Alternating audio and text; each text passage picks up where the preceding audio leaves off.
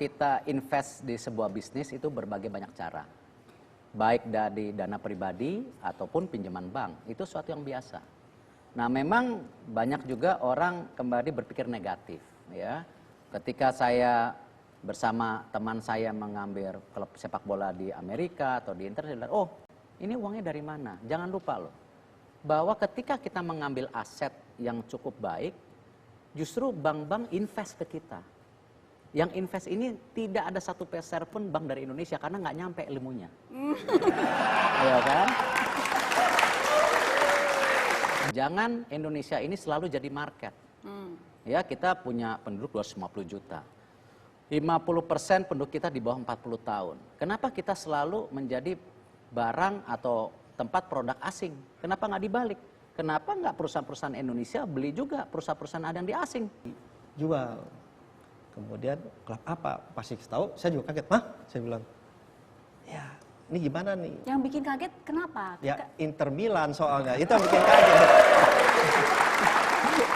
Dia keluar gemeter. Maksud, oh presiden thank you gitu. Sampai dia ngambil kamera, goyang gini. Nah saya bilang, langsung saya bilang sama chefnya, chef, kalau gitu baju Inter mesti di sini. Kasih bajunya, minggu depan dipasang. Terus yang itu turun. Dan ada buktinya kok di sana, emang langsung dipasang. Dan beliau Erik main di Indonesia Muda, dan walaupun tubuhnya nggak mendukung gitu, tapi larinya kecil-kecil lincah banget gitu loh. Terus banyak masukin gitu.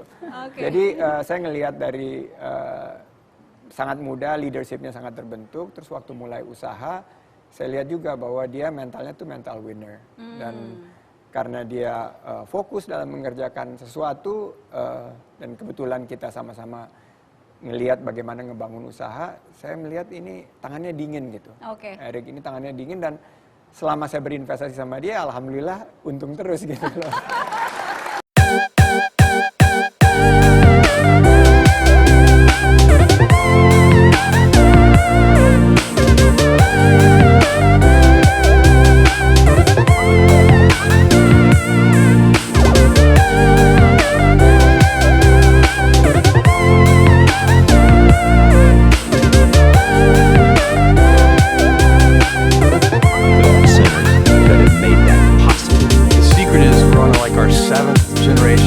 Centers, and we have gotten better every time. When I was driving the packages myself, one of my visualizations of success is that we might one day be big enough that we could afford a forklift. You've got forklifts. We've got forklifts.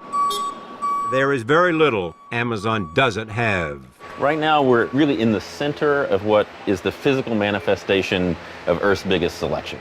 Amazon Vice President Dave Clark showed us how the process begins. After the products arrive into the building, they are immediately scanned.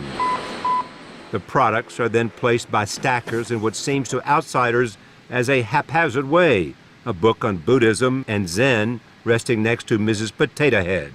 Here's what I want to know. This is a Swiffer, all right? Yep. It's sitting next to the Encyclopedia of World History.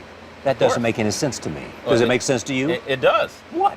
Because those two things, if you look at how these items fit in the bin, Yeah. they're Oh. optimized for utilizing the available space. Oh, I see. And we have computers and algorithmic work that tells people the areas of the building that have the most space to put product in that's coming in at that time.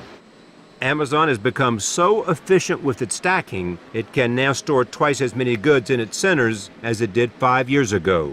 Anything you want on Earth, you're going to get from us. Anything you want on Earth, you're going to get for us. That's where we're headed, I believe. You can do this with all these products. What else can you do? You guys can organize the world. Well, you've got to start somewhere.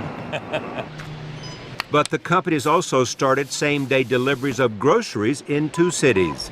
Milk, vegetables, and dry goods, to name a few items. Tell me, what is Amazon today? I would define Amazon by our big ideas, which are customer centricity, putting the customer at the center of everything we do. Invention, we like to pioneer, we like to explore, we like to go down dark alleys and see what's on the other side.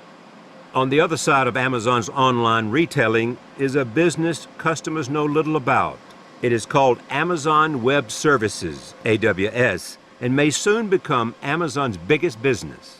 To keep track of its massive online orders, Amazon built a large and sophisticated computing infrastructure.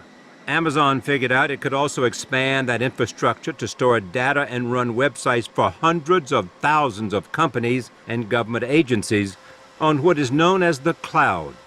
How much of the internet do you run? It's a good question.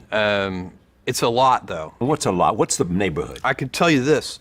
Most internet startups and a lot of big internet companies run on top of AWS. Netflix, very famously, and you could say, oh, that's very odd because Netflix, in a way, is a competitor of Amazon. Other than Netflix, who else uses AWS?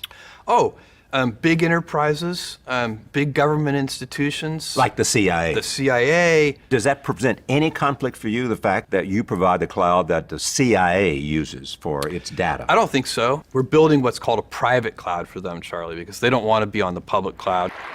But the company continues to branch out in areas the public can see and touch.